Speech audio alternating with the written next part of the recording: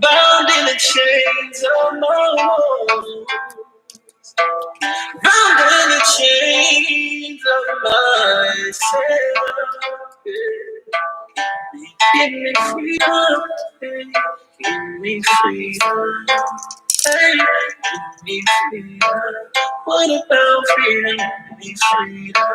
Say it one more time. Freedom. Give me freedom. Hey, give me freedom. Something I will fight for. Freedom. I want freedom. Yeah, give me freedom. Give me freedom. Give me freedom. Yeah. I want you. Freedom. Freedom. Ooh. Yeah. Oh, yeah.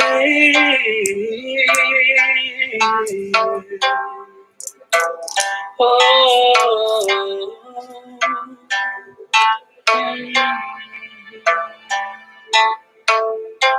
be free indeed.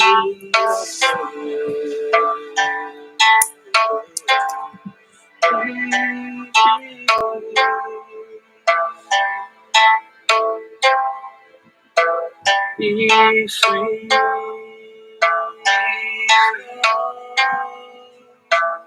Be free. Be free.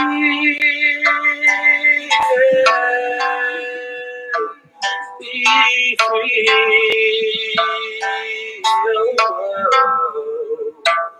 Be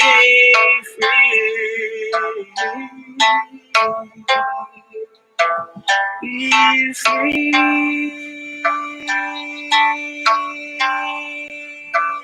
Be free. Yeah, it's giving you freedom. Yeah. Be free.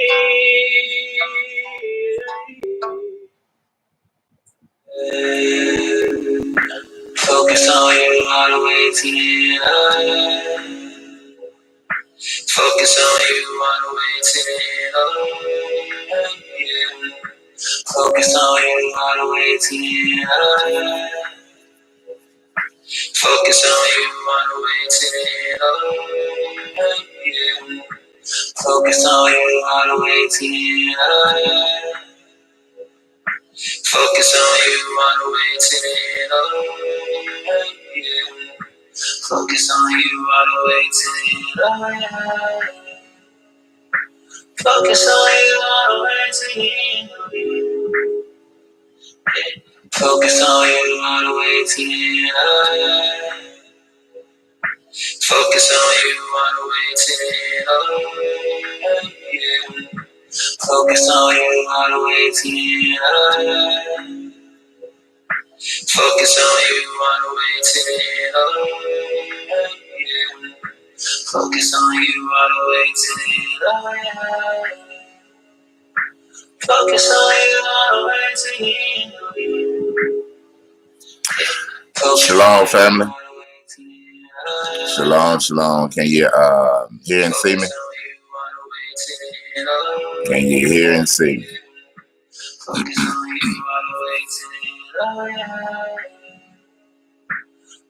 on you all the way to the end. Focus on you all. All right. All right. All right. Let me do my shaloms to everybody. I don't know why I just did that. Focus on you all the way to the end. All right. Shalom Yehukanan. Shalicia Morgan. I hope I said that right. Luca Mitik. I don't know. Brother Yashar. Shalom. Lily Sister Sharika. Hey, shalom. Alia Burns, Denise, so Sharika, if your family doing well, y'all can start that visiting. Just want to let you know that. Denise Grace, Special K, Tefila, Tina Bedell, Restoration Center, Charlotte Shalom family, Donna Bennett, Yaya Shrell, Costco, all right. Donna Ya Natural Queen, Shalom. Amaya, Shalom. Sanya, Shalom. Yada, Shalom. Lady, Uriah Yahoo, Shalom. Songbird, Yana Bryce, Shalom. Mario Solayaha, I know I told that up. Fitzy Love, Shalom. Pedia, Shalom. Victor Oros, Shalom. Shaka Boom, 8.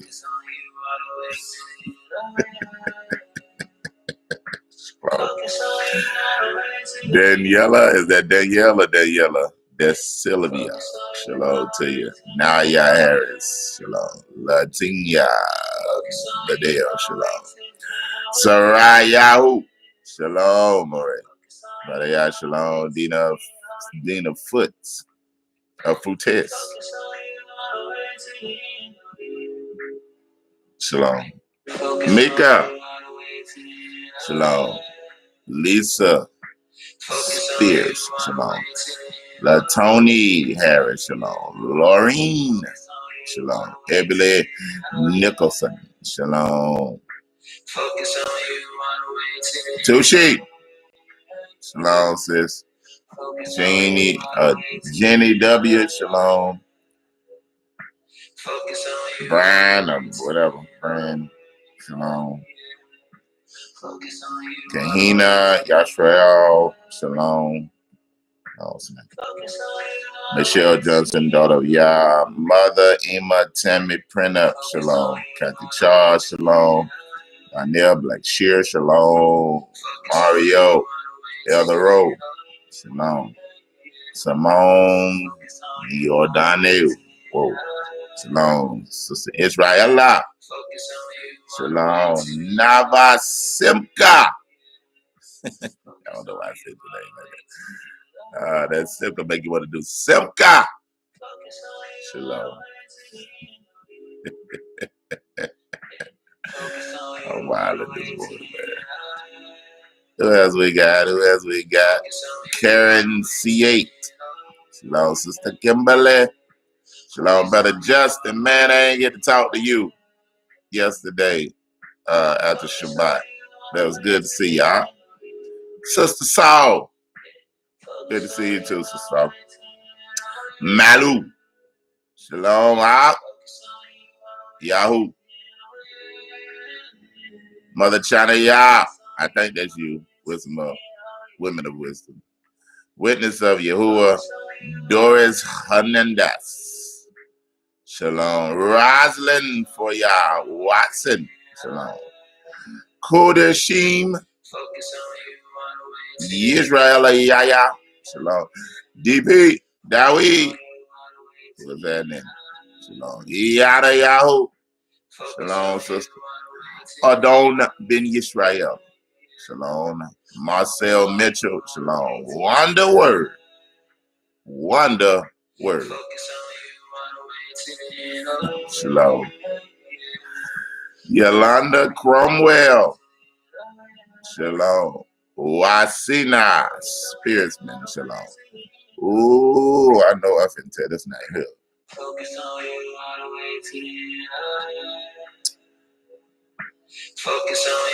the way to the Lebledov. Labeladov. Billy. I'm sorry. I already know. April Yisrael. Shalom. It's Chat Time. Real. Shalom. Shot Town. I said Chat Time. Shot Town. Chicago. Shalom. Yas. Shalom. Emerson. Dean Kibu. Shalom. Jaggy Rice. Shema Zero. Shalom. Shepsi Bayahu. Shalom. Let's see. Asharayatsa.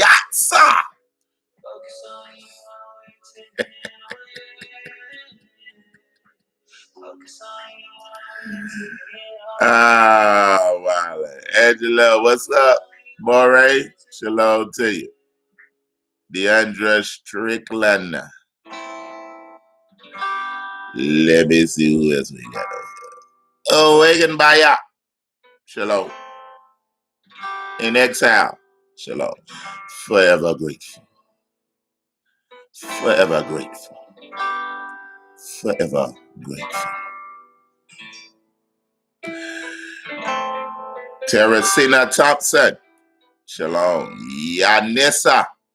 Yahoo. Shalom. And there's a lot of names on here. Big Low. Shalom, sister. Roxanne. John. Shalom. All right. Praise the Most High. We got everybody in. Y'all know I might have to get somebody else to do the chat shaloms, because y'all know I tell them names up and it'd be pretty bad. It'd be pretty bad. But it's all good, you know. Y'all know I love you. Charge it to my head and not my heart. And not my heart. Y'all know Moremo love y'all Hebrews. Some of y'all. I love some of y'all.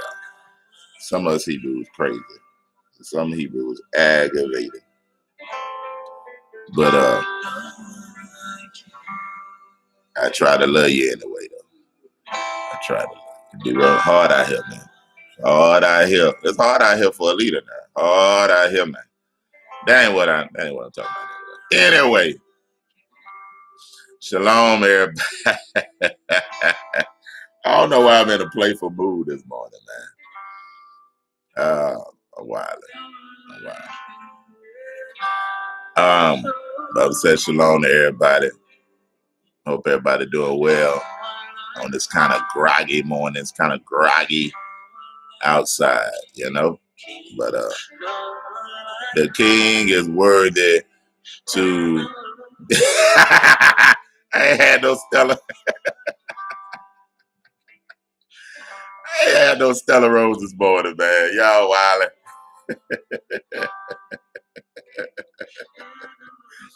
Somebody new music dropping hard out here for Maury. I think that is a good song. Man, look, we're gonna have to come up with something. Hard out here for Maury. Hey, it's hard out here for. Nah, that ain't gonna get it. That ain't gonna get it. All right, y'all got me wildin', man. Y'all got me wildin'. All right, so listen.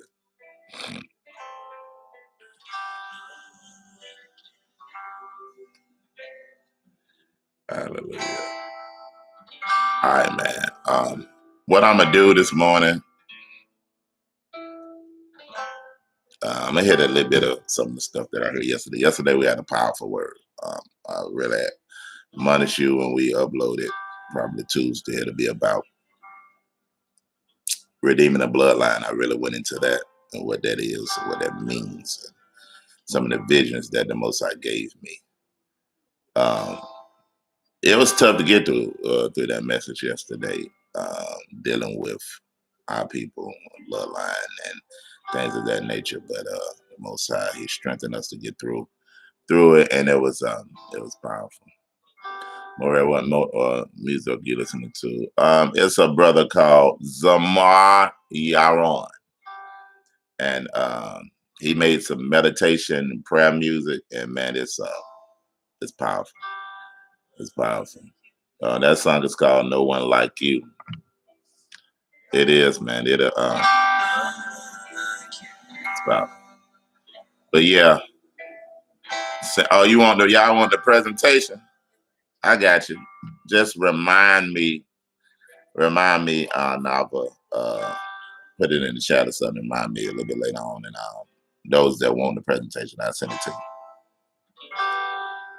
Yeah, but yeah, Zamir on YouTube, he's Zamir Yaron. You can go to his channel, and it's on there. And I got some of his stuff on here, but that's why it's important. It's very important. We talked about it a little bit yesterday. It's imperative now that you develop prayer watches with the Most High.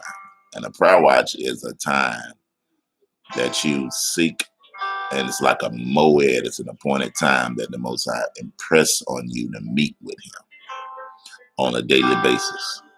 And it's good, like the scriptures say, early in the morning I will seek Him. And it's good to, if you can, establish a time in the morning that you meet with the Creator and let Him to begin, because whatever He gives you to do and establish, not only will it establish His relationship with you, but it will establish you and anchor you in Him. So you want to set a time, because you don't want to get so busy, like, well, be doing so many things for Him and not doing things in Him. That's sometimes, we can get caught up with assembly things that we have to do, and stuff that it's just good things to do because it's further in the kingdom, but then we don't do things in Him, because that's the dangerous aspect of where He can say, depart from me, I never knew you. You was doing all the things that you thought that was required, but you ain't spend that intimate time with me. It's almost as if you was married and you spend all your time doing things for the house. You fixing on the house, you remodeling the house, you painting, you're doing everything for the house, but then you never spending time with your wife. You're always leaving, or never spending time with your husband. You're always leaving, running in and out, getting things done, but you ain't spend that quality time with them where you can be intimate. And intimacy does not always include sex, but it's spending that time, that quality time, where we can be into each other. That means our mind coming together. But when we speak, thoughts and intentions of our heart and our mind is being united as one. That's true intimacy, right? And our spirits being aligned from us being in each other's presence and speaking and just sharing, where it's bonding. So that's what the Most High requires, a time. And He'll give you whatever the prayer watch time is, because once you establish that, you want to meet Him there.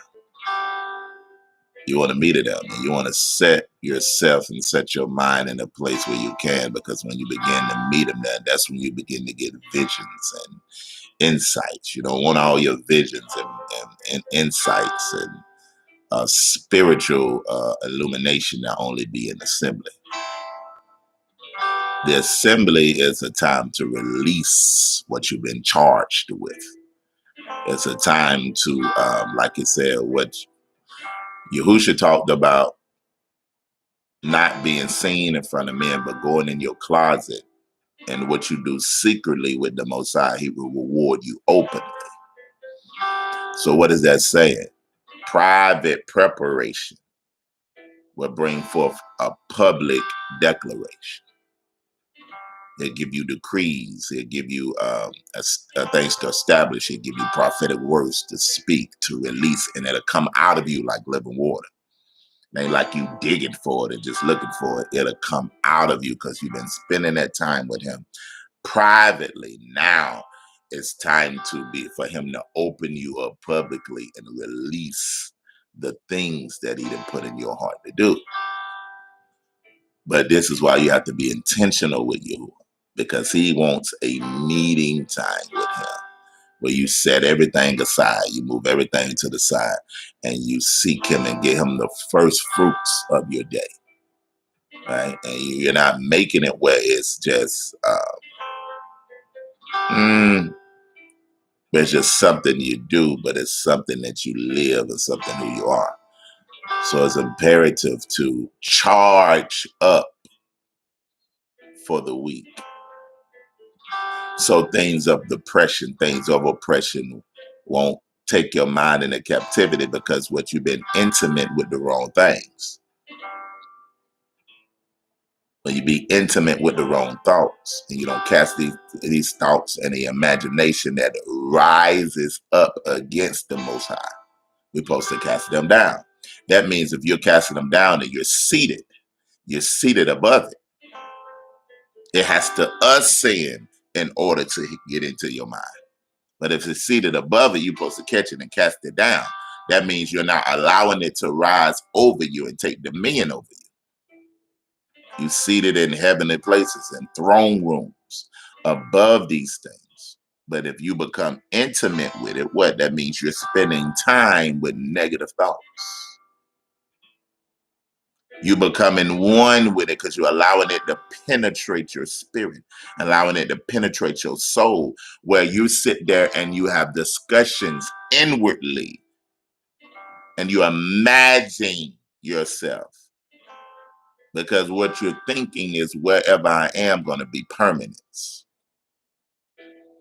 And you'll let a temporary situation bring you in captivity where you can't be used as a vessel of Aruka.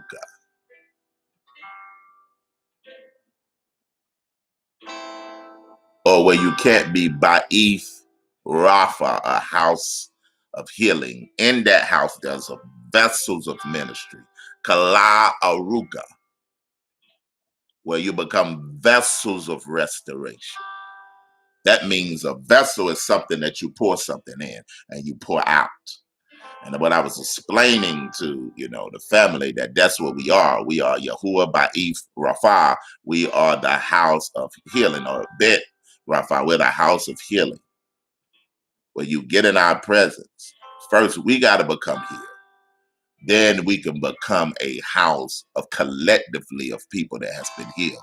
Now the Most High can use us as a vessel. Just as we get a vessel with oil in it, and we pour oil out as a representation of consecrating somebody. Can the Most High use you as his vessel? Can he pour you out? Huh? Can he pour you out on somebody? What's going to be poured on? What's going to be poured on them is whatever you meditating on. If you meditating on, that's why we war against doubt, we war against fear, we war against depression, we war against all those things, because these are the things that will pour out, because those are things that you have had an appointed time meeting with. If you're not meeting with Yahuwah. So when he pour you out, he pouring out doubt, fear, loneliness, perversion, pornography, masturbation. Yeah. If he was to pour you out, what would the vessel? Yeah.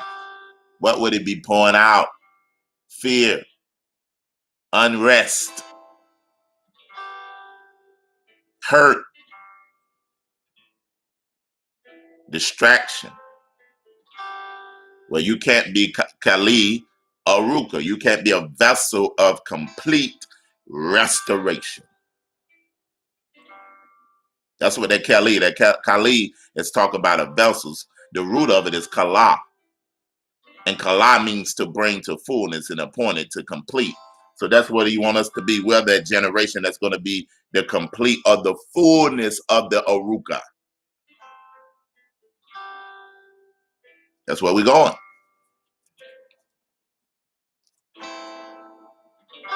And one of the most crazy things, the Hasatan guy, he has the right to certify and seal everything that you declare. And just as soon as in the beginning of the year, when the Most High began to tell us, because where we was meeting at, we would call that land, the name of the land of the people that would allow us to use that land. And one of the members was like, well, why don't we call it, therefore we can declare it who we are. And Yahuwah, I think, might have been last year, he began to deal with us about being our mantle being a house of healing, a balm of healing, because that's what was taking place when people would come. They would get healed. I'm talking about, even rebirth as a whole. And but specifically start dealing with us to start calling the assembly Yahuwah Ba'if Rapha, a house of healing. And then he started dealing with me about vessels. And then that's when we said, okay, the Moses had to start speaking of not only are y'all house of healing, but we got to become the Kala, Kali, Aruka, vessels of restoration, right? Time we said that. Now we said the vessels of restoration might have been around by the beginning of the year. Time we called ourselves that, everybody got sick. Everybody. Like, I is the house of healing and the vessels of restoration getting sick. But he got a right to try you. He got a right to try you, to seal and certify what you say you believe, because when you decree a thing, you got to be established, but also when you decree, it got to be challenged. Don't count it strange. You up here declaring who you are and saying, okay. Most I be like, okay, I'm gonna give his time is up. Go try that. You say who are your shepherd? Go try that. You shall not want. Go try it. I want to see if he believed that in his inward man. So go and take some stuff from him. He ain't gonna die, but go take some of his stuff, because I want to see if he gonna depend on himself, or do he really believe he the sheep and I'm the shepherd. So Hasatan, go certify that and see if that's right. I'm gonna lift my hedge around and let you hit that area. Oh yeah, he said Yahuwah is all I want. Yahuwah is all I need. Yahuwah is my husband, right? Okay, yeah, we gonna certify and seal it. Spirit of loneliness, go hit him and see if you can break over the depression. Yeah, because they come in groupings. Yeah, go ahead and see where they fight that spirit and say, I'm enough. Huh? See if they're going to say my ruach with them is enough.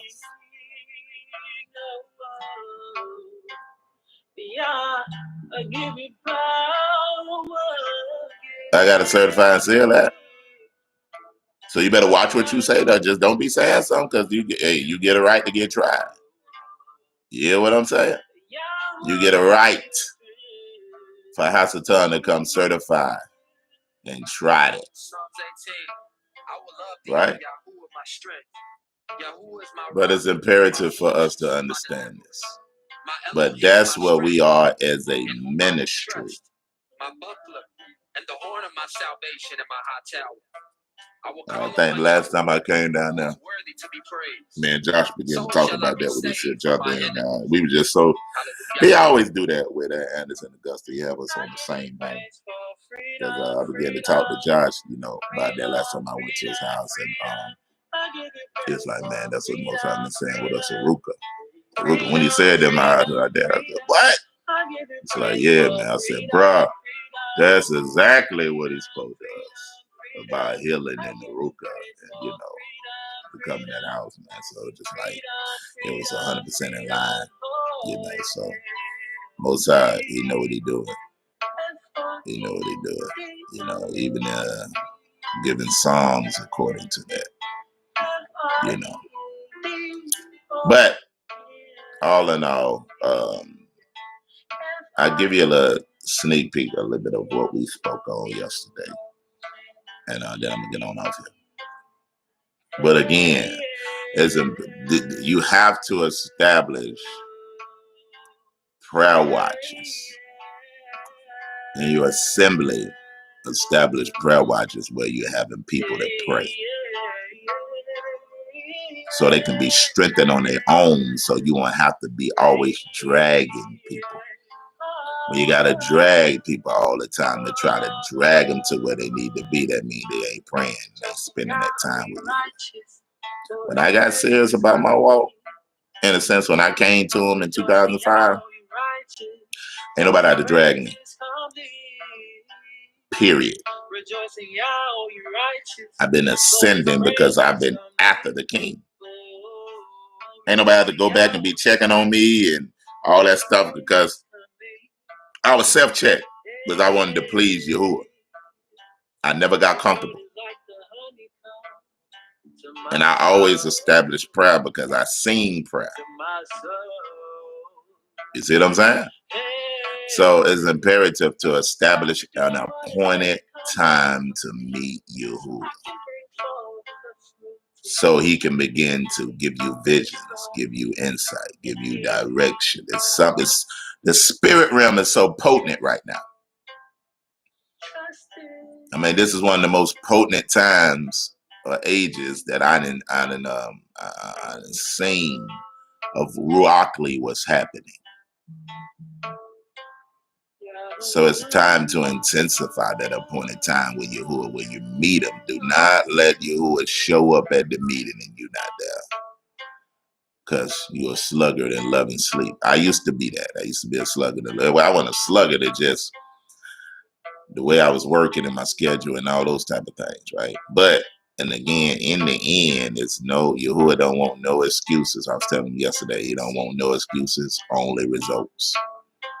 No excuses, only results. Excuses give you, get you comfortable with mediocrity, get you okay without reaching the goal. But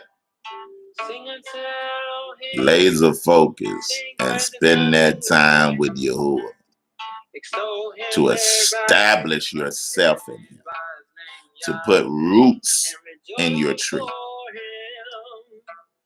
right? And this is the times where you can begin to say that you had visions of the Most High.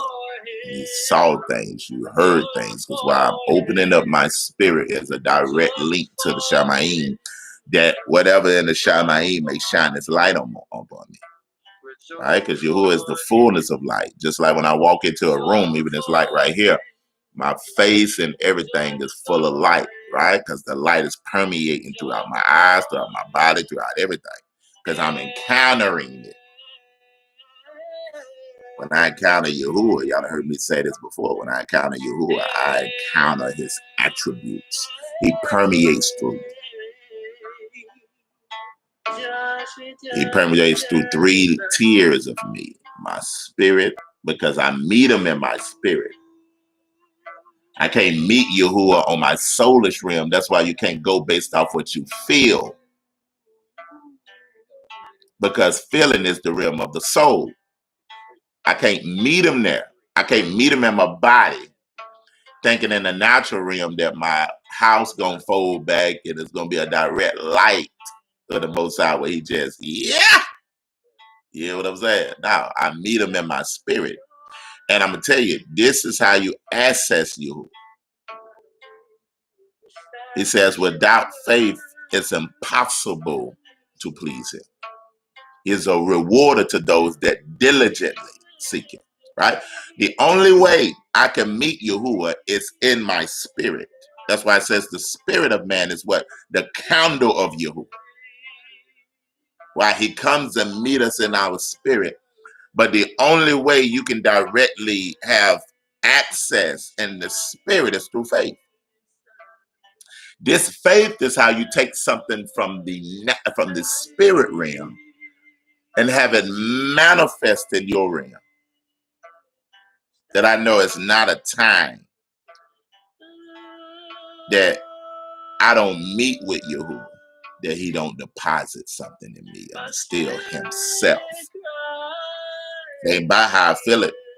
Sometimes he'll go through your spirit and impact your soul where you can feel virtue. You can feel impartation. But I don't go in looking for that.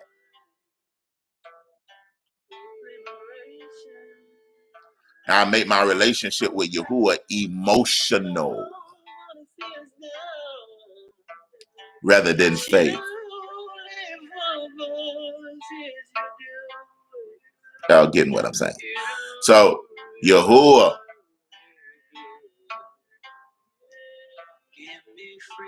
deposits something in you, leaves part of himself in you, Every time you open up your spirit to spend time.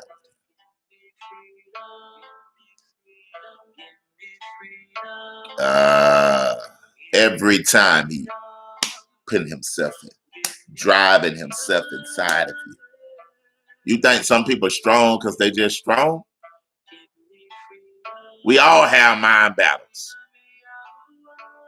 We all have depression that try to hit us. We all have oppression that try to hit us. We all have aggravation that try to hit us. The difference is the stability of the person that spend times with Yahuwah and determined to finish their course. When you determine to finish your course, you're not going to allow some of darkness to take residence in you. Because what? I'm determined to finish my course, and I'm an example that he done put me on a high hill for others to watch and glean from. You hear what I'm saying? So that's why it's imperative for us to establish those watches where the Ruach can become more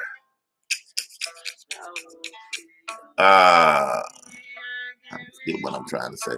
The Ruach can become more, we can become more sensitive to the voice of the Ruach. And what the Ruach is trying to speak to us. Because we're encountering Yahuwah. Then that's when we'll have visitations. You hear what I'm saying? All right, so now, what's the difference between you and the patriarchs of the scripture and the matriarchs? You know the difference. Faith. Faith. They had complete trust and reliance on Yahuwah. They ain't getting no credence to Hasatan. Why? Because they knew that Yahuwah said that he is the only Elohim, and besides him, there's nobody else. They knew it was a divine council that makes decisions about what goes on. So they attributed everything to Yahuwah and what he allows, and gave him glory through everything. But again, the thing that makes you different is faith. When you look at in your prayer watches and your prayer time, you going to have encounters with you, especially now. One day I guess I'll try to train on the prophetic a little bit more, how to, I ain't did a teaching on and heightening your spiritual senses in a while. And being able to, because visions, we always try to make visions extreme, in a sense where we think that a Malachim gonna always come in the natural, snatch us up, open up a movie screen, and we're gonna see a vision from a movie screen like that. Because we distance ourselves from Yahuwah and the experiences of the patriarchs based off what we feel we are unworthy. Where did we get an unworthy mentality? Through slavery and oppressors. They didn't put that so much in our psyche that we don't think we're worthy of nothing. We don't think we're really worthy to be called his children. We don't think we're really worthy for him to visit us and to show us things and share his heart with us. We'll feel more comfortable with him doing that with other people. So they just didn't instill the mindset of being inferior in our heart and in our minds, and we carry that with everything. And Yahuwah got to pounce through that to get you a level of saying, no, you are my power in the earth, my witnesses. You're no longer a slave. You're no longer a servant, but you are my friend through covenant. And friend ain't the Western aspect of friend. It's the ancient understanding of what a friend was. Friend ain't got nothing to do with no bonding. Well, not just bonding, but just that's my pal, that's my homeboy. When the Most High called, Abraham was a friend of Elohim, that ain't mean that he was his homeboy, he was his friend like that. We don't bring irreverence to Yahuwah. You got to understand from an ancient perspective what that meant. You can only be a friend through covenant. That ain't mean that we done made a covenant and became one. Now I can share my heart with you. Why? Because we have boundaries of law that we live by, that we have declared with each other. Now the friend of the bridegroom, his job is to take care of everything for the bridegroom before the appointed ceremony or wedding.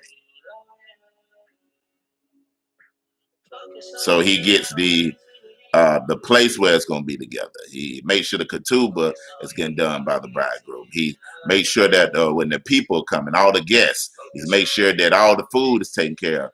He's almost like a wedding coordinator. From an ancient perspective, that is what is called the friend, where you take all the worries of the bridegroom and the bride away by the friend, or what we would call the best man, handling everything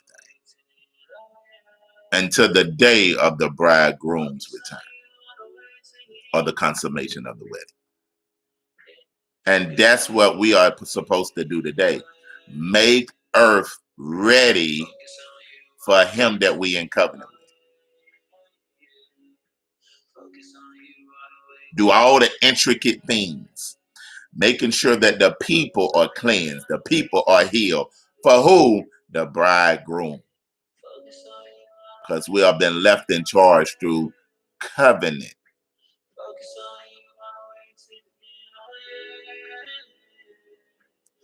Listen. But again,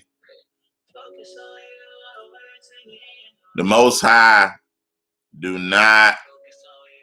we got to quit making the Most High so spooky when it comes to prophetic things. You make them so spooky. Then when the Most High see doubt and fear, he ain't going to show up.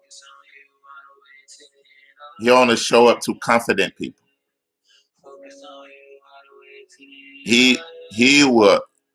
You have to set order if you want Yahuwah to come down. It has to be orderly and it has to be full of faith. You can't have all faith without no order, because he'll close that window. So it has to be order in your life and it has to be faith. Now, the reason I say that, because I want to put this out, everything. You have to make things ready for you. And I know they don't mind me saying this, but last week we was going in, right? And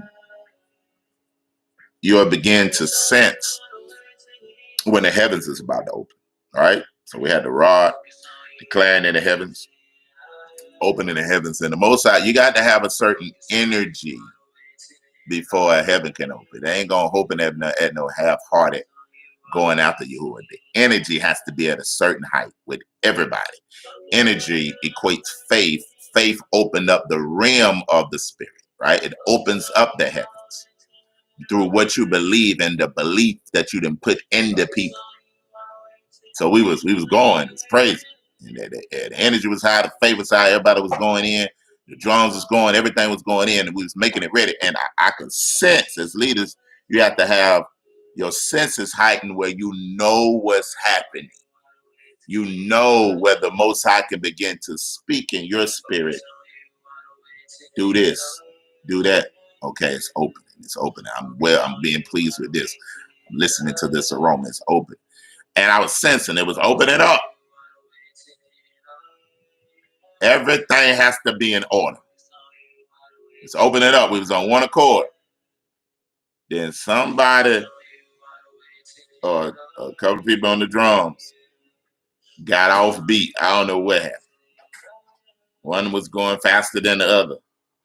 And do you know that portal shut like this? I was like, what? So I was like, hey, stop. I had to tell her, hey, you ain't supposed to be over there. Don't be beating on them drums. It got off sync. I'm telling you, that open heaven did just like this. And it shut. You was like, I'm not coming down if stuff ain't in order. I'm not going to allow it to open if it ain't in order. Everything got to be synced up. Everything got to be in order. Everything got to be aligned. And it took a little while for things to build back up. We actually had to go into a worship and get on our knees, and the Most High, He opened up the heavens again. But listen, you can't be half-hearted. That's why I tell them, if you ain't gonna do this for real, but get on the side. Get on the side. Everybody got to be on one accord. But I'm talking about the Most High. He shut that thing. He said, "No, you supposed to make this thing ready for me." If you talking about, because what I'm coming with, the people got to be worthy to receive. So it's up to you to build the faith in the industry, but it's up to you to have the order in the line. So it ain't just faith, it's order too. But that thing shut. And but as the leader, I couldn't just sit there and just stop. We had to keep going and find the vein now to sync back with Yahuwah's heart so that heaven can open and the people can get what they needed. And it was powerful, man. We came down and opened that heaven, came down with such deliverance and healing, and the people screaming out, and everybody eventually was getting what they needed. Why? Because their faith was there. And then you have to give people, I'm going in all this.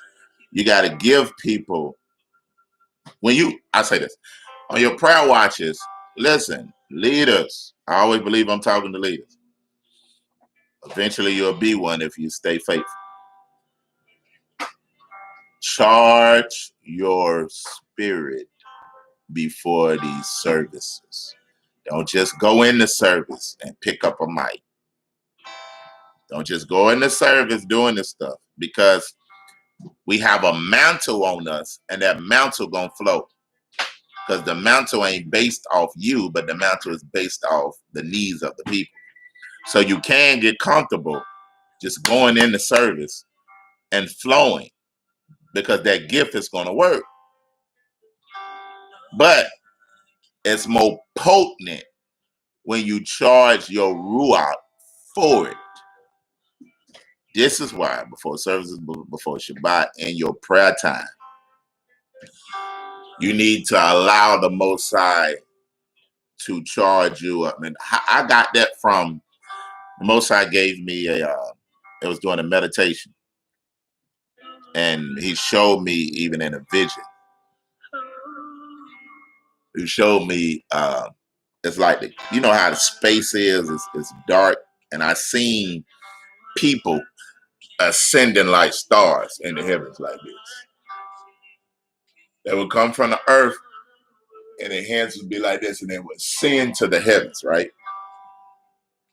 And when they would ascend to the heavens, the Malachim came, and it was like they laid themselves out. And the Malachim came, it's like they had like balls of fire in their hand.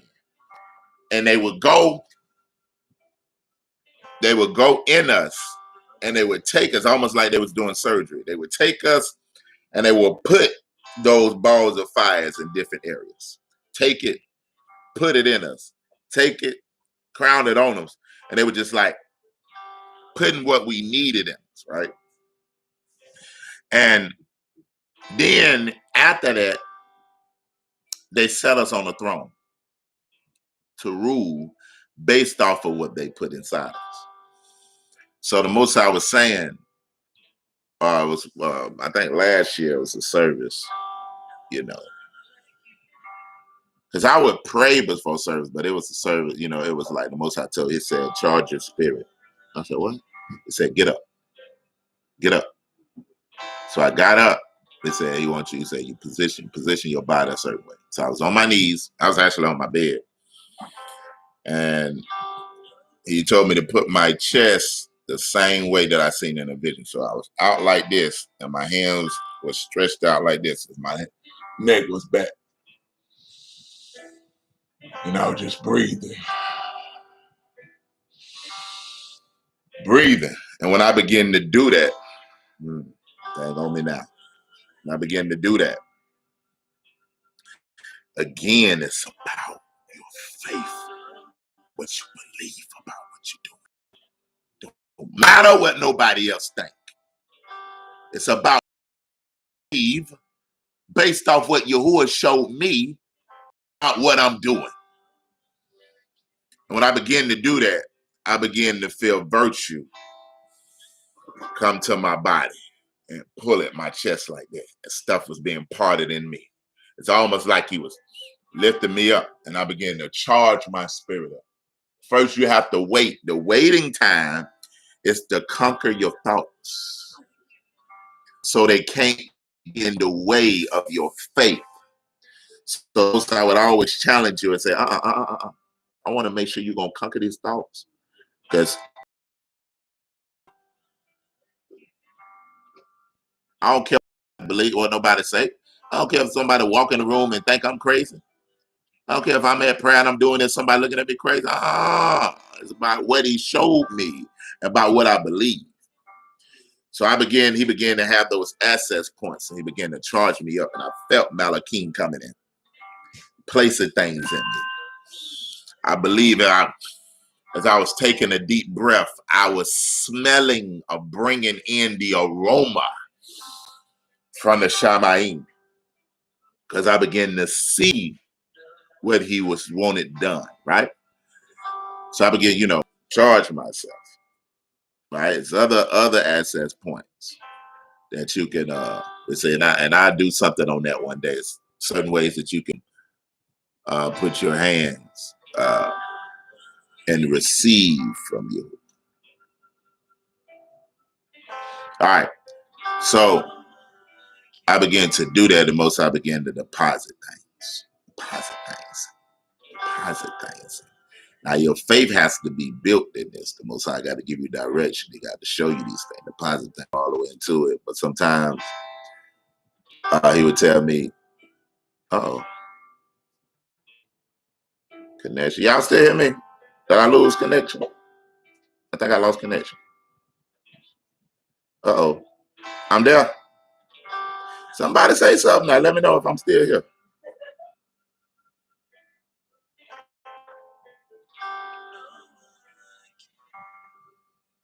Okay. The Saints ain't. I'm saying Dakota Sheem had to went to sleep on me. All right, I was still alive. All right, so what began to happen, right? Another, I just give you another one too. It's different ones, and this just from my prayer life that it was like, right?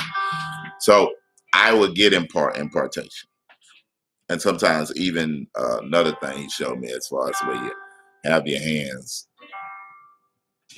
and it's like you're taking from within the impurities or your heart, and you lifting it up through faith to Yahuwah. Breathing in the essence of Yahuwah the whole time. Offering it up to him.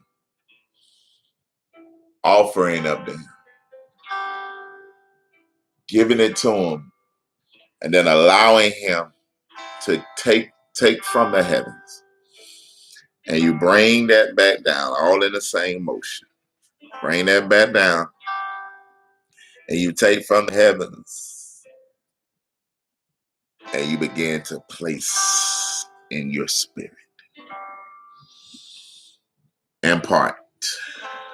And you receive again. And you give it to him. And it's things you can do like that I have learned, that virtue comes. And you impart it in yourself, right? But it's all done off faith. Some things are access point. This ain't got nothing to do with no yoga and none of that crazy stuff. I ain't talking about none of that. But I'm just talking about access points with your body that can open the heavens that you can receive from it. Anyway, as you begin to grow, but you have to have not just faith, you have to have order. You ain't going to receive nothing if your life ain't in order. But even with my wife, you know, sometimes even before when I feel like she need impartation, you know, I lay her on the bed and begin to impart strength into her. And this ain't no sexual thing. This ain't no sexual thing, but I begin to impart almost just like the Malakines. As I charge her, I begin to charge her body, stretch her body out, and put strength in her spirit, because I'm not dealing with the natural now. I'm dealing with her spirit. Charging her up, getting her where she needs to be, right? We don't do this every Shabbat, but some, when he tells me to do it, we'll do it. Because sometimes you don't know what your wife really dealing with and what she's facing. And I had some times where I get so ministry conscious and doing things that, and I can feel everybody else through the Ruach. And I'm just thinking my wife good because she's strong, right? And realizing that there's some areas that she need impartation. Because in the end, that's my first ministry. Now I'm be honest, I don't care about none of y'all the way I care about her.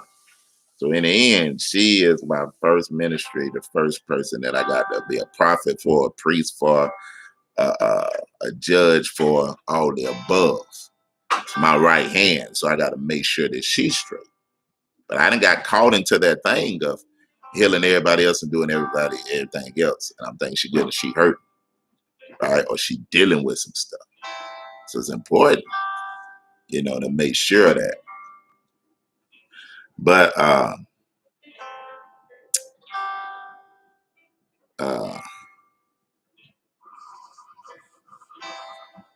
so when I will go to Shabbat, then now I'm ready to impart based off my charge.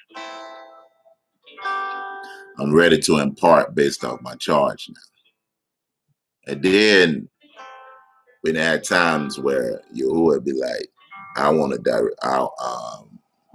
let me direct the service, the gathering. And like what Yahusha said, I only do what I see my father doing.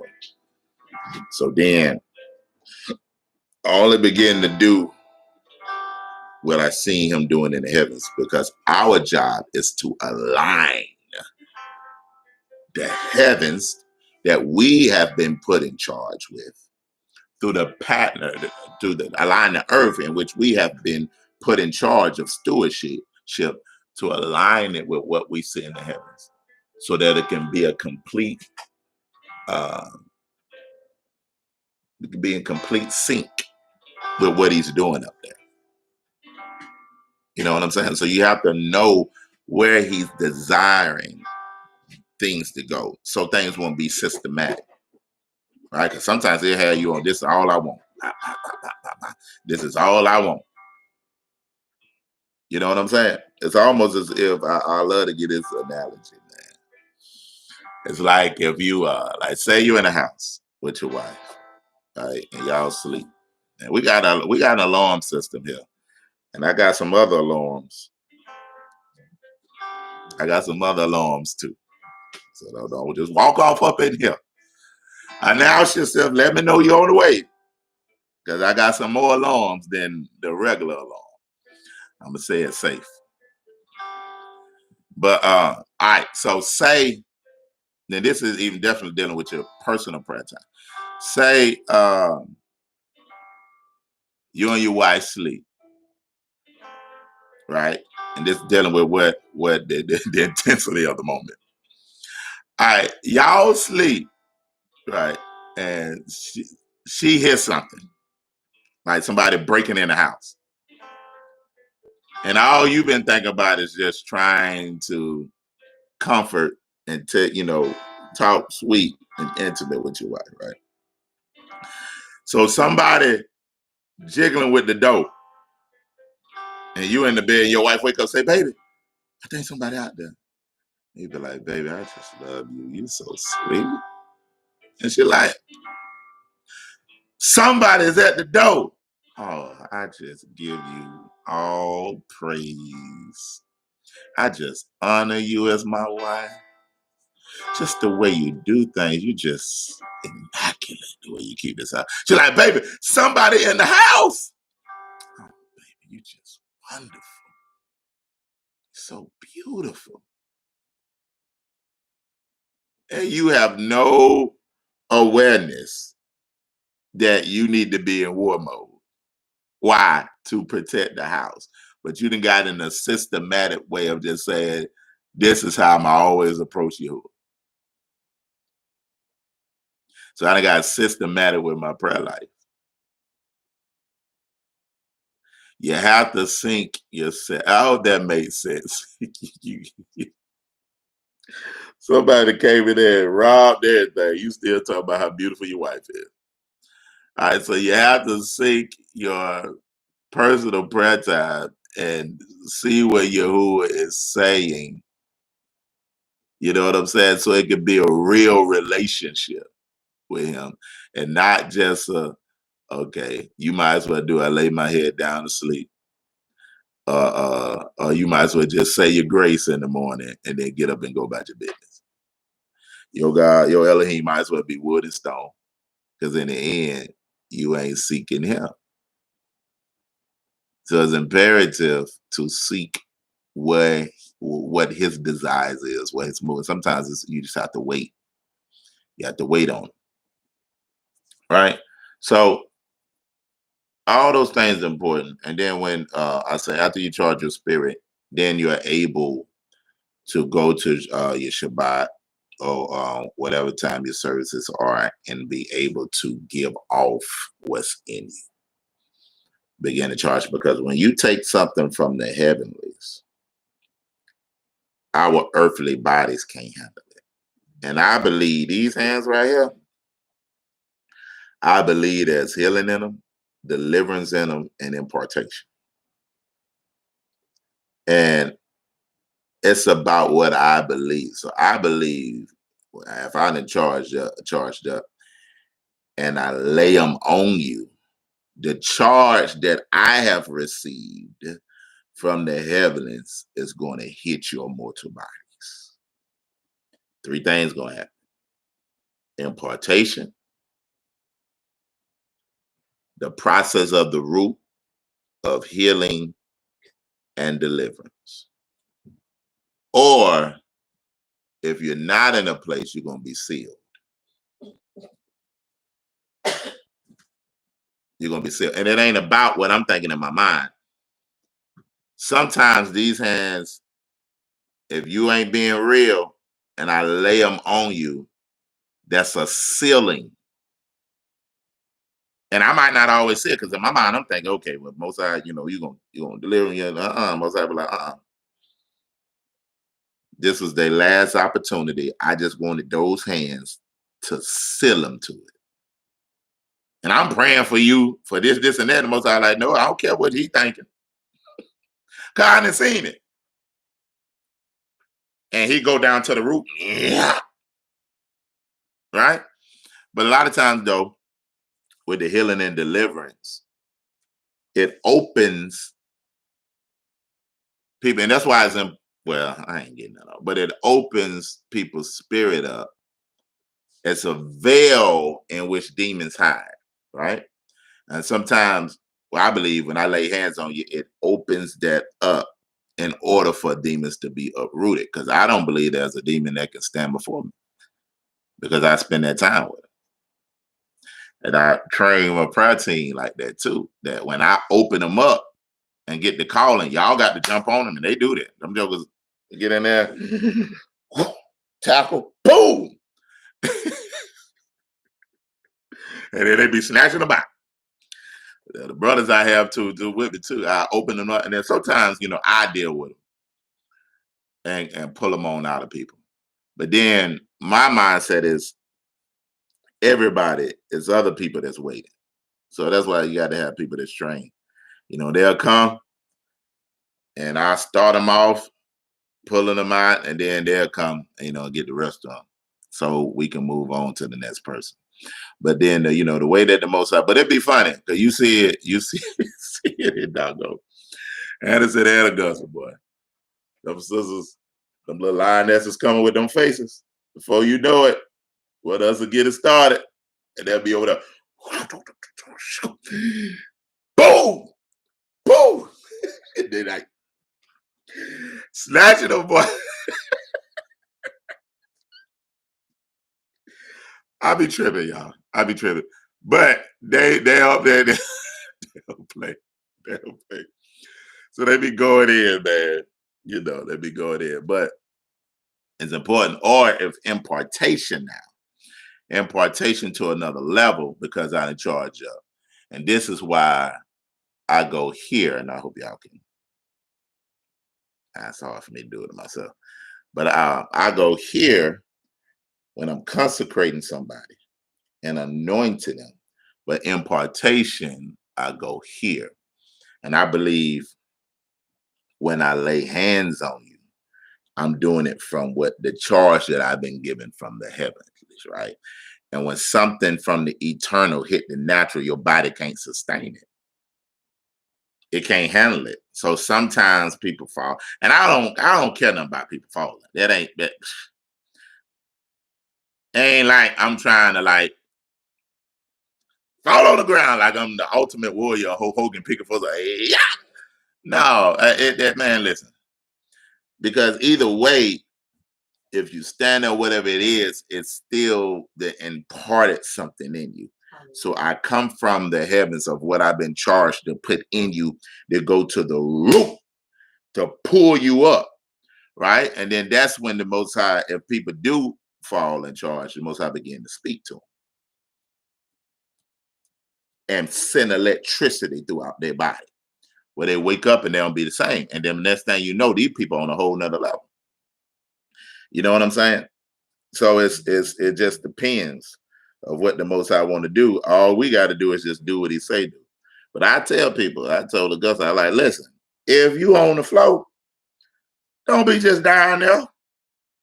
Listen, you ain't get on the. I mean, you could have laid down on the floor before I touched you. Then don't just be get on no floor, and don't nobody better not be faking because they don't do that.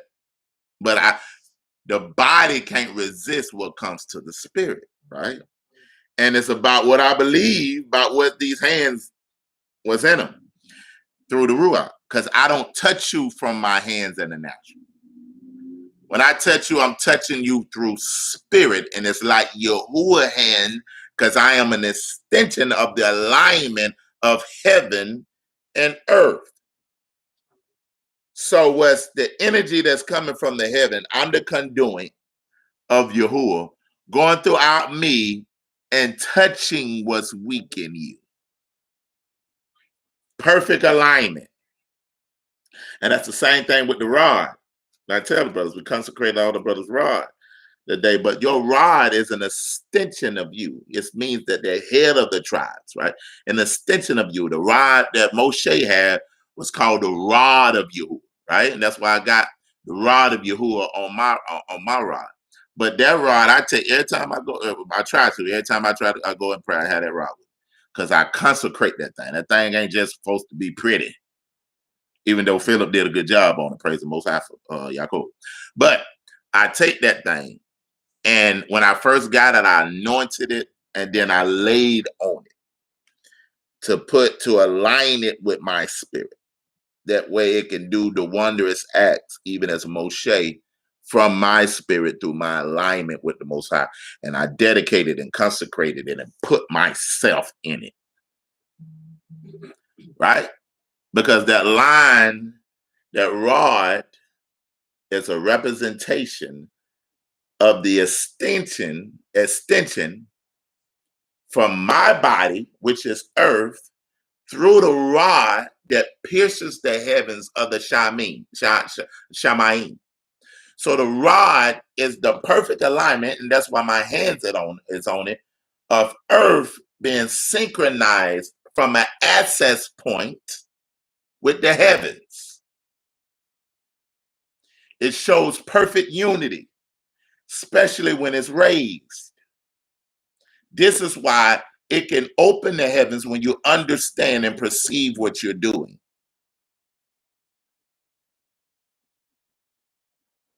And it represents a consistent inspection of the heart.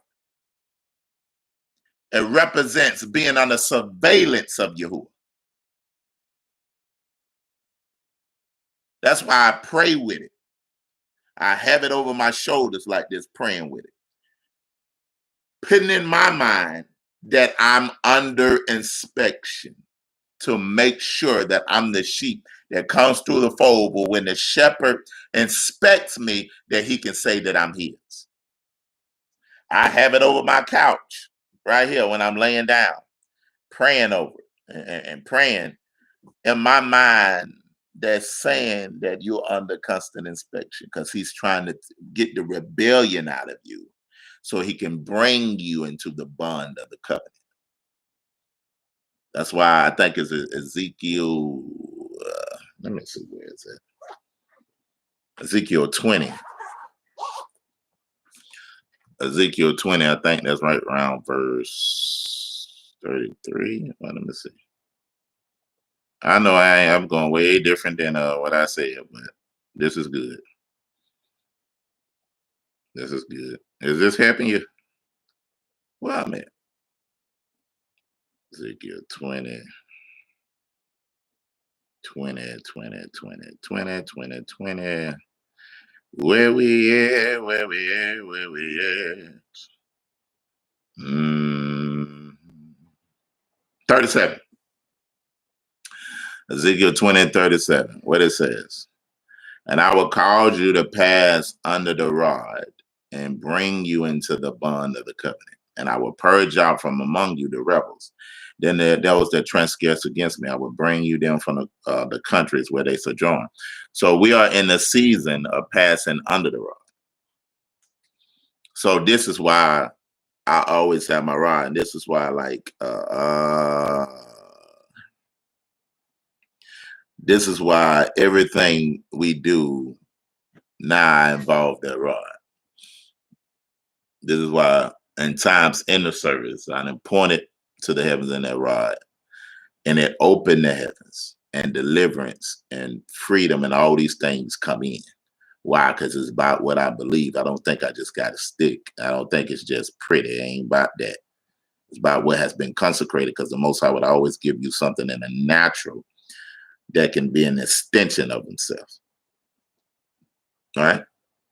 But this is why, and I say this and I end this because it's 10:30. Now I'm over time. But going back, and I'm going to come back to the rod, and it will be done. And I'm going to have to name this something else. I put redemption, but I ain't said nothing about no specifically about redemption. But yeah, Ruach going to do what the Ruach won't do. I ain't had nothing planned anyway before I told y'all. But anyway,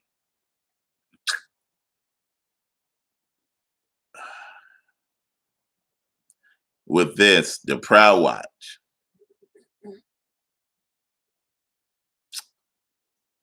The Prayer Watch. Spending that time, but the Most High is going to begin to impart in you. Now, what's the difference? I talked about this a little bit yesterday. What's the difference between us and the patriarchs, the prophets, the prophetess, the patriarchs of the walking of the faith? They gave their encounters with Yahuwah one-on-one, wrote them down, and now we believe it by faith based off what their report was. Even Isaiah 53 said, who's going to believe your report? And who has the arm of Yahuwah been revealed, right? So you're going to have some things just as they had, right? When you look at the beginning of Jeremiah, Ezekiel, Isaiah, they all talks about these are the words that came to Jeremiah. These are the visions that came to Isaiah. This is what came to Ezekiel. These were these people personal experiences really from their prior watches. And then they wrote them down or had scribes write them down, and we believe them. But we distance ourselves as if we can't experience that. When all of them prophesied of our day, the age of redemption. the age of retribution, the age of spiritual reparations, and the age of resurrection through regeneration. Oh, I said a lot, but anyway, I'll be a whole nother hour. So I ain't gonna go into none of that. But in your prayer time, you're gonna have encounters, you're gonna have visions.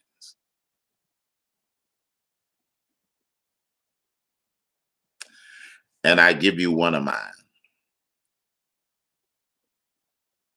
I give you one of mine.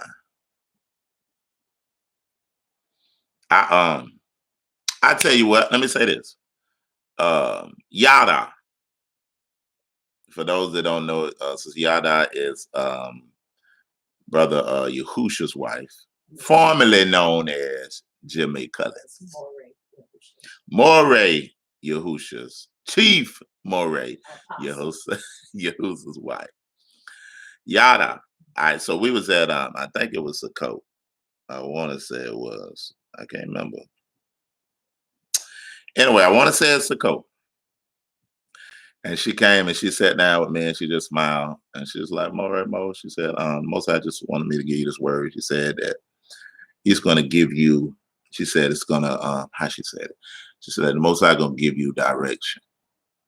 And she said that he's going to show you the ancient path step by step. She said it's just going to come. He said after you do one thing, you're going to establish another thing. You do that, you're going to establish another thing. And man, she said that now. And she said it so gracefully with a smile. So I heard her.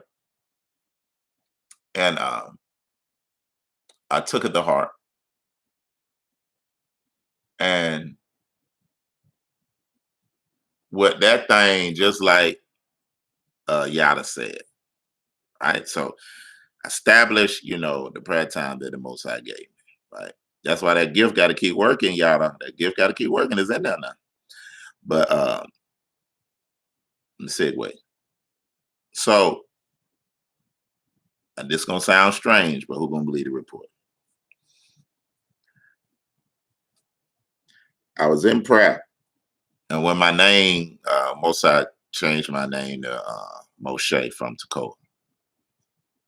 And do you know, side, I got some information the other day about what Moshe Hebrew name was. Mosai Ben gave me Tekoa Malachi, but found out from some information that Moshe's Hebrew name was Malachiah, which would be Malachi. I just thought that was interesting that the Most High already gave me Malachi, and then he changed my name to Moshe. Anyway, I got some information on it. But anyway, so I was in prayer.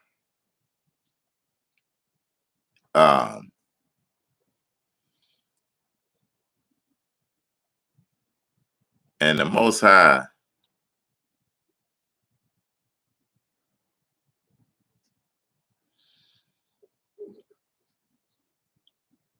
I went into a vision.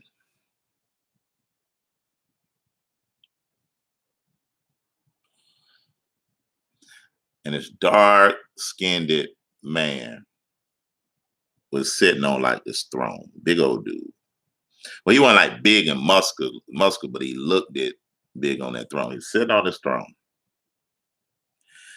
And he had a head full of he had locks, and his hair was white, long locks now, about Malu length of his locks, just locks, right? And he was looking real serious, and he turned and looked at me,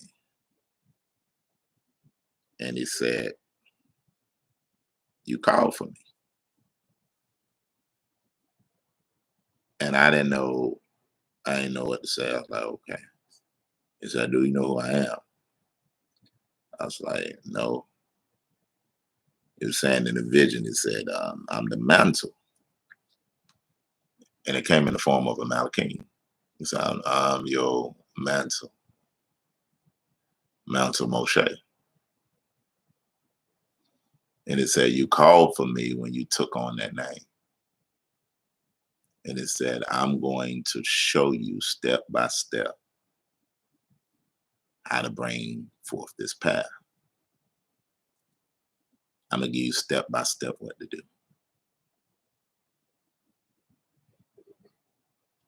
Then he looked at me and he left. And it scared the mess out of me. I ain't gonna lie. That thing scared me. I was like, oh, snap. I was like, wait. I called Josh about it. I called Maureen Angela. I was like, hey, this better not be no familiar spirit trying to deceive me. But I didn't feel no negative energy. I didn't feel no deception. I was just talking to the Most High, like, Most High, hey, Most High, make sure this you. I was like, oh. So I'm wilding. Like after that, I'm wild. I called Johnson. Johnson, like, hey man. He said, I believe it. I believe it. Hey, time to show us. But he's like, man, I don't put nothing past the Yahuwah at all now, right? And then I was warring with it a little bit, and I started saying, the transfiguration of when Yahushua got taken on the mountain and he seen Moshe and Eliyahu and all that, and I was using that. And then Maureen Angelo gave me a code scripture that's in the Revelations that talks about when the Malachim came to visit John, and he said, I'm of your brother, the prophets. So it was just like, man, that thing, I was like, okay, that gave me peace, right? So then what began to happen, Yahuwah began to say that I'm going to, whatever I give you to establish, it's going to establish y'all. So whatever I give you to do, it's going to don't just establish it, it's going to establish you and establish the assembly, right? So that's when the Most High started dealing with us about a lot of things, but just how to work certain things, right?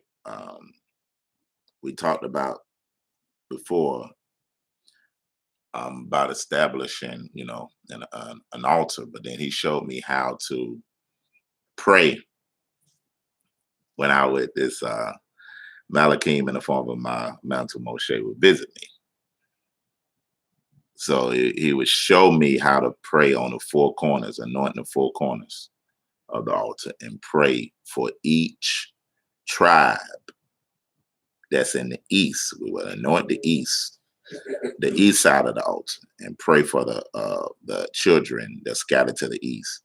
Anoint the south side of the altar and pray for the children that's in the south. Anoint the west side of the altar and pray for the children in the west. And anoint the front of the altar and pray. We are the children in the west, but then pray for the children of the north. So he gave me that to establish, right? And we began to do those things. He showed me some other stuff too that I ain't gonna get into on the online anyway. But then even showed about, he said, then another time in my prayer, he showed up. He said, this is what I want you to establish. He said, I want you to get water basins. And then in those water basins, I want you to make them brass. And every time you go in service number one, I want the people to repent before they come into the congregation. So they will repent before the altar. They will come in, and first we anoint the people. Right, when they come out of their cars, we anoint. I had the elders anoint them from their heads to their toe, and praying. In their prayer, they're praying that they be worthy to go before you to get their sins repented for. So they were late, they would go before them praying. Once they get up praying, we have the gold, the brass basins. You can see it in the scripture. I ain't seen it in the scripture till afterwards. Maybe he told me. First we had like a big old tub. Then most I started dealing with me by changing it. Well, the sisters always want stuff to look better. Let me correct that. We had a big tub out there. And what he told me to do is to fill it full of water and have a brother that stands there that be on guard with his rod. And what he'll be doing is declaring all scriptures on purification, coming in with clean hands and a pure heart. Who shall ascend to the hill of Yahuwah? Those who have clean hands, those who have a pure heart. And just quoting scriptures on purity. Yeah, he sat there all day with his rod in his hand, going through the scriptures, and all he's doing is declaring, speaking of the scriptures. That way, after you got your repentance, you come to the water basins and put your hands in the water that represents that I'm cleansing not only my heart, but I'm cleansing my hands from any defilement, from any blood guiltiness, all those type of things, right? Because the Most High will give us outward things to influence us inwardly. So we have the water basins. First, before all that, I put my rod in the water and cleanse the water. But then let the people come and they put their hands in the water after they get done with that, and then they begin to wash their hands. Right? He said, do that. All right. So I added that, and then they would come into the assembly. But then the Most High, it met me again. He said, He said, put a rod over the door and put on there Ezekiel 20, 37, and 38. Because he was giving us a message by passing on the rod. He gave Josh a message by passing on the rod. But he said, I want the people to see a visible rod over the doorpost, that when they come to that doorpost, they have to read that rod. And if they pass under that rod unworthily, they bringing judgment on themselves, because that rod represents inspection. It represents discipline. So when you come under there, you should be coming with a pure heart, cleansed hands, and ready to be inspected. That when you go into the tent of meeting, when you come into the sanctuary, now you're ready to give your all. And if you play with it, and that's what I was teaching, I said, if y'all pass, because I done consecrated these rods, I pray on it. And you come under that rod playing, you're going to bring judgment on yourself. You're going to be sealed to it. And man, we began to establish that. And we had some people leave. Because I kept telling them, the more ancient we get, we're going to be carrying somebody out of here.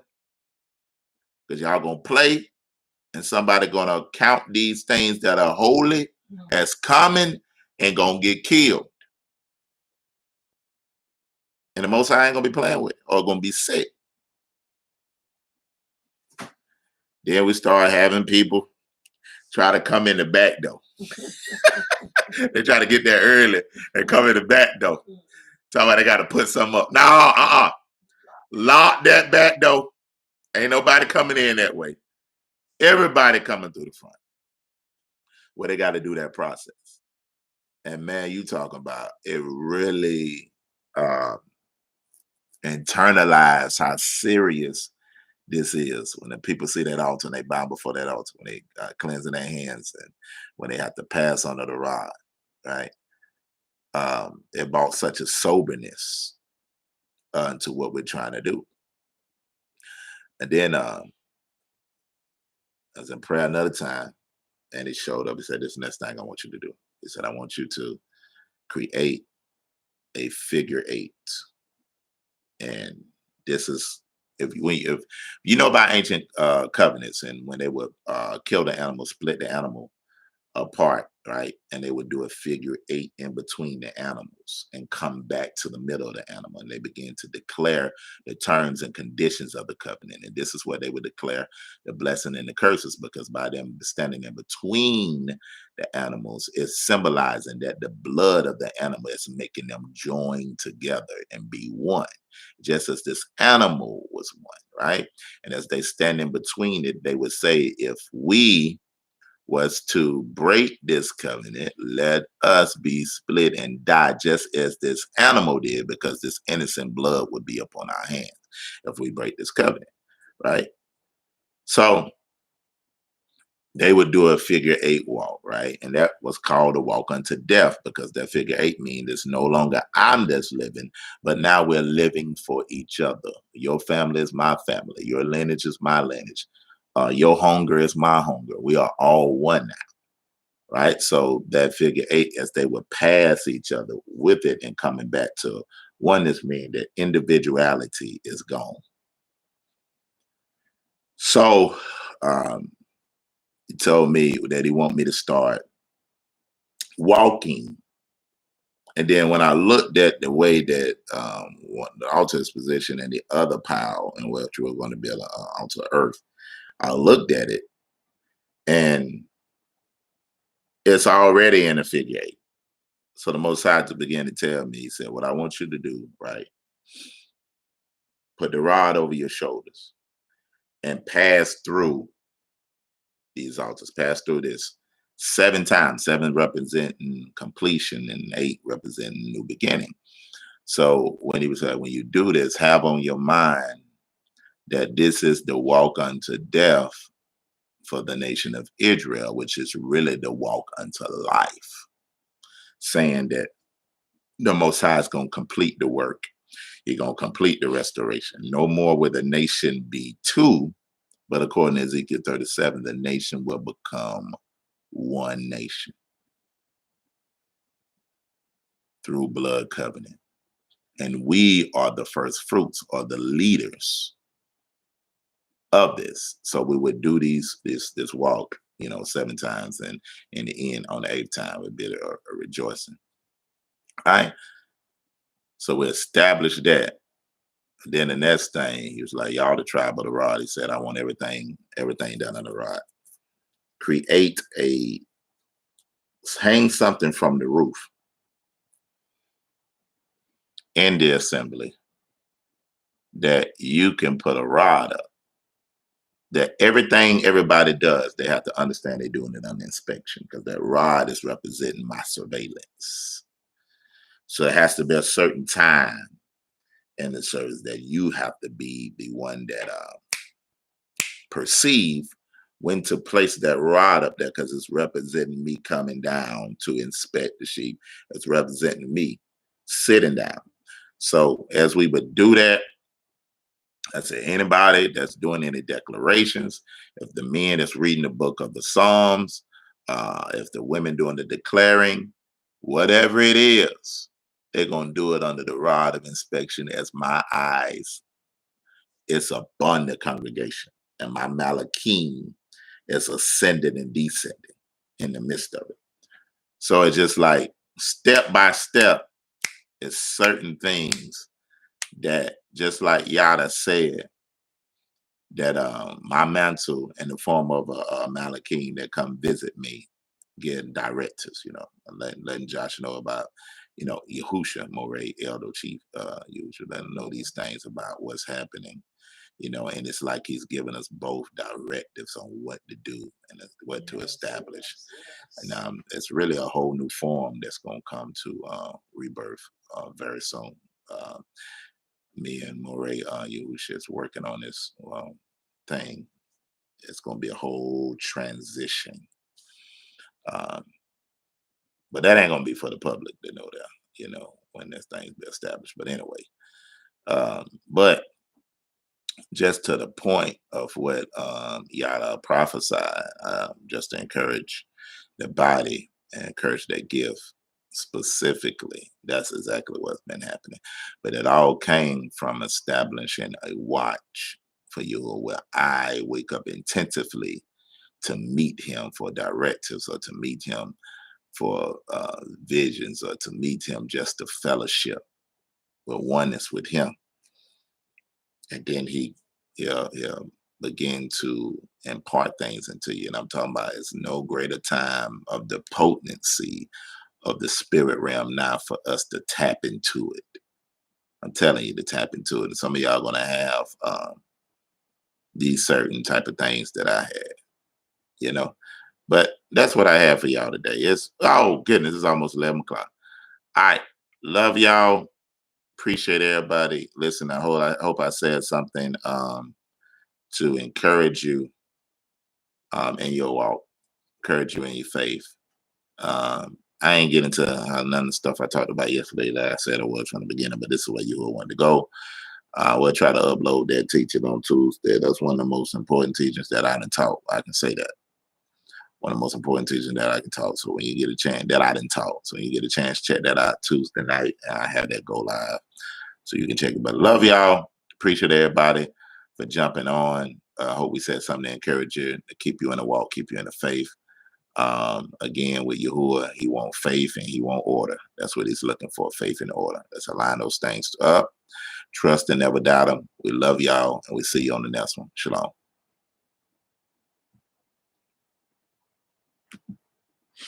Yeah.